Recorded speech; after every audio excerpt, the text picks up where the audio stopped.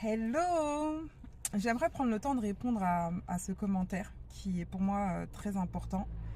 Donc la réponse était: c'est pas bête ce que vous dites, mais tellement cher que c'est compliqué à faire. Effectivement, les séances psy, thérapeute, coach ou autres peuvent paraître chères. Aujourd'hui, vous avez la possibilité de voir des vidéos, que ce soit sur YouTube, sur TikTok, sur Instagram, qui vous permettent comment dire, d'avoir un point de vue différent de ce que du vôtre. Donc du coup, de remettre en question vos croyances, de pouvoir voir quelles sont vos peurs, quelles sont vos blessures, etc. Ensuite, il y a YouTube aussi qui permet d'avoir ce type de vidéo. Mais après, j'aimerais aussi dire que c'est un investissement sur soi.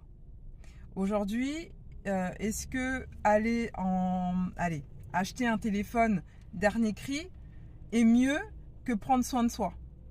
Avoir le dernier téléphone et derrière se retrouver à souffrir parce que je suis tout le temps sur TikTok, j'arrête pas de scroller, je me sens pas bien dans ma vie, j'ai envie d'évoluer mais j'arrive pas, etc., etc. Mais j'ai quand même le dernier téléphone. Est-ce que c'est pas mieux de se poser la question de qu'est-ce que j'essaye de combler en étant tout le temps sur mon téléphone à scroller, qu'est-ce que j'essaye de combler ou quelle blessure j'ai à avoir toujours. Enfin bref, se poser des questions et parfois se dire que ce serait peut-être mieux que j'investisse sur moi, donc en prenant des séances de coaching, même si c'est une séance et que derrière je n'y retourne pas. Mais au moins de sauter le pas et de voir ce que ça donne. Ça se trouve, la première séance, ce sera une séance qui va déclencher quelque chose chez vous, qui vous donnera envie d'aller plus loin. Et dans ces cas-là, de se faire un petit budget. Et même si c'est une séance par mois, c'est toujours ça de prix. Donc oui, c'est cher, ça je vous l'accorde. Je vous l'accorde.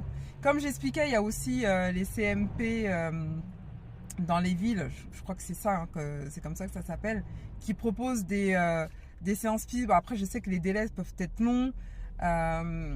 Donc ça reste compliqué, mais aujourd'hui, quoi qu'il arrive, il y a le moyen de remettre en question ses croyances, de pouvoir poser des questions sur ces difficultés et d'éventuellement avoir des réponses sur des supports tels que des livres, tels que les vidéos YouTube, que les vidéos sur TikTok ou Instagram, peu importe, mais il y a des moyens de pouvoir avancer sur son cas.